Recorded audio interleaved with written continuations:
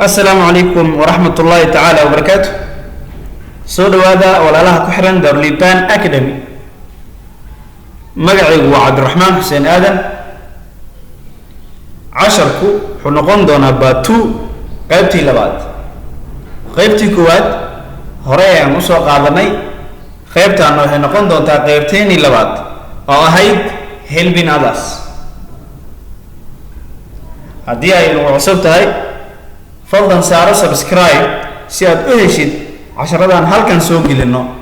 هدي أي نلجوكتينا وكما أصنتها لجوست هذا helping others عاون تكوى كلام however سيكستويا هاتبا one day مالين أحمد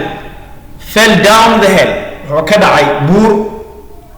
he was in pain وحانو صدي but لكن he could not move مونا دقاقي كريم and no one روحنا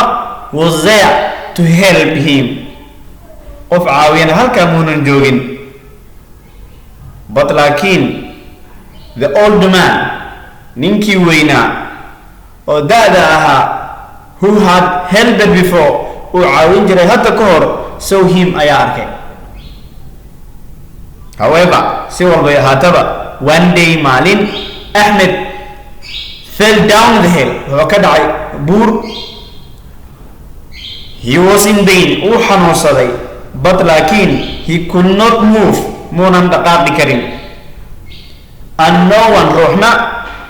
was there هل كان جوجين to help him عاوية أساقا but لكن the old man نكي دادها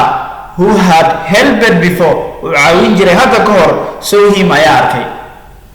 he quickly came said دقساء ويماذي and pulled him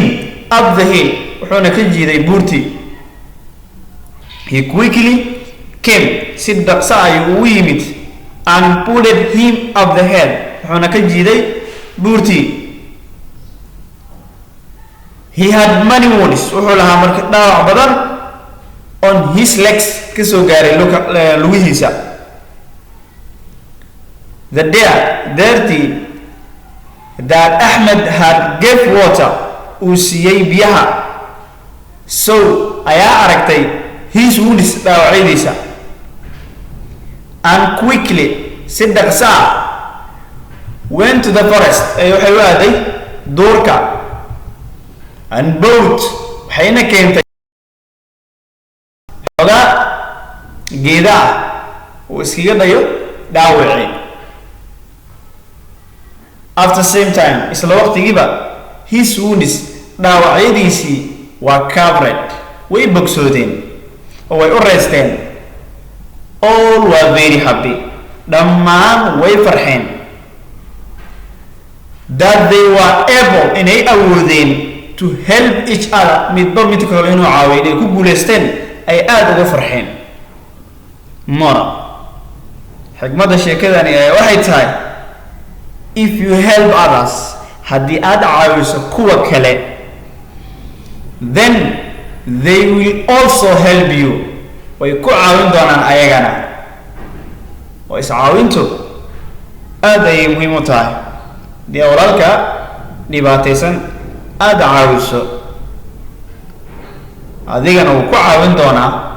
maalintii ay kaa jirto sheekada halka ay ku dhantahay waan idin salaamaya dhammaantiin. Assalaamu calaykum waraxmatullaahi tacaala wabarakaatuh. kulan dambe oo xiiso badan insha Allah.